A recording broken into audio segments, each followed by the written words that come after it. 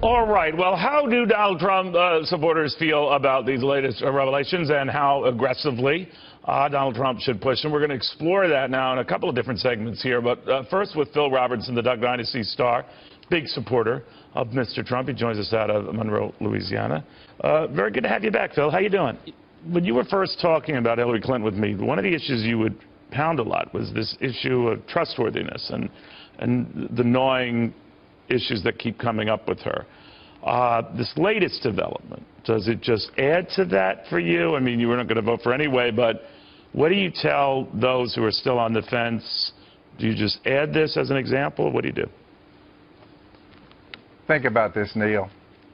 You have a human being, one Hillary Clinton, that's decided the other day that she would get into the redeeming business.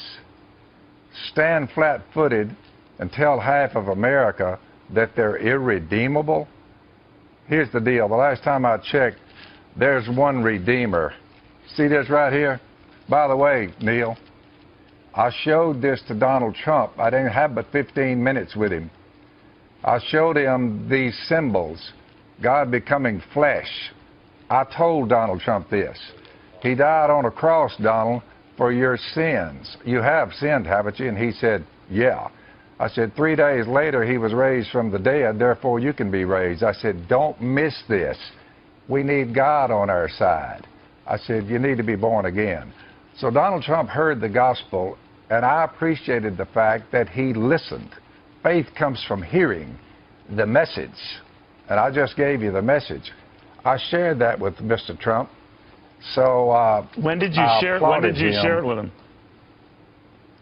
About 3 or 4 weeks before they dragged up this stuff on him about making lewd comments. Oh. Look, there's no one in America who is without sin. So who's going to cast the first stone at anyone? So the bottom line is, Hillary needs to stay out of the redeeming business, and Mr. Trump needs to change his life. I gave him the reason why, faith in the gospel. Therefore, give the man some time. So, in my mind, once you step into God's shoes and start saying who's redeemable and who's not, that takes a lot of gall right there. That was a deal breaker. But Phil, one of the Donald's policy. One of the things I'm going to ask you about that, when you talked about this with Donald Trump a few weeks ago, I guess, before these revelations came out, he attacked, a lot of these women, and maybe because he felt that the charges were curious as their timing. Do you think he should have done that, or should he have just dismissed it, moved on, but that he spent a great deal of time focusing on them and even their looks? Was that wise to do? It was not wise. You have to remember, the guy's not a politician. Basically, he's the type we need. Look, he's right on immigration, solid conservative. He's right on beefing up the U.S. military. He's right on the Second Amendment. I wrote a list down. I'm a C-plus man there, Cavuto. I'm not like you. You're an A-plus man. I'm smarter than half of them. You're smarter than all of them. He's right on the Supreme Court justices. His policies are none of them are anti-biblical. He's against abortion. By the way, you say, Phil, would you vote for him if he was for the slaughter of 60 million human beings in their mother's wombs? I would never vote for anyone who's for that, ever. You say that'd be a deal breaker. We shouldn't practice perversion in the United States of America or anywhere else. It's a deadly disease that follows that behavior. Therefore, you say he's for traditional biblical marriage. If he wasn't, it would be a deal breaker.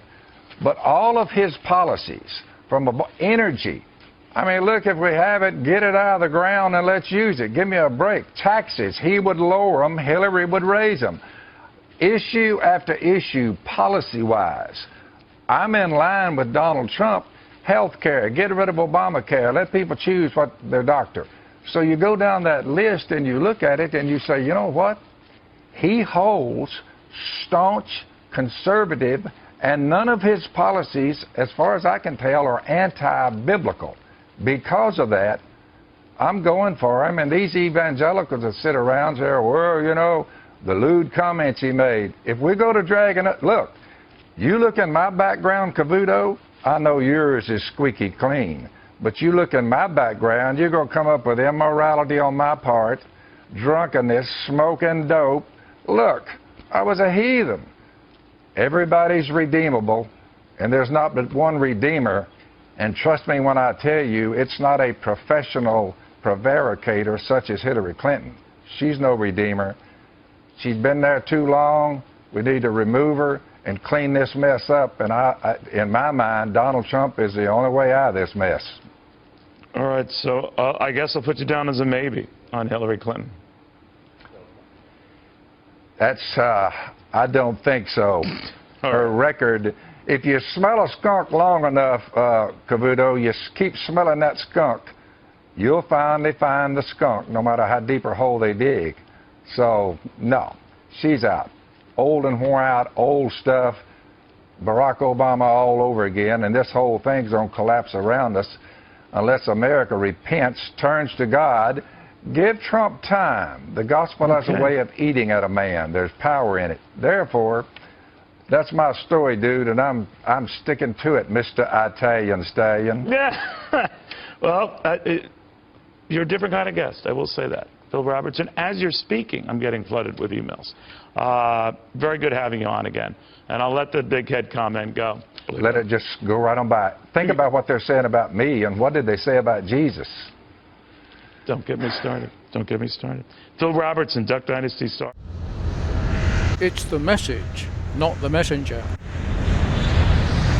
This book, Converted on LSD, is no ordinary book. It's been written with a view to point you in the right direction once you've come to the conclusion that you need help and direction from God. It is my wish that you will find what I have to say very useful and helpful as I share my experience of being saved from a bad experience on LSD after I called out to Jesus Christ to help me. It is not so much about religion, but a relationship with the Son of God, and where I am assured that all my past, present and future sins have been forgiven. And I have that gift of a secure future that is blessed by God, despite all the trials and troubles that I may have to endure. Yes, tomorrow is another day, but that day is in the hands of God. This book tells the whole story, how you might find the same help too. Get your copy now.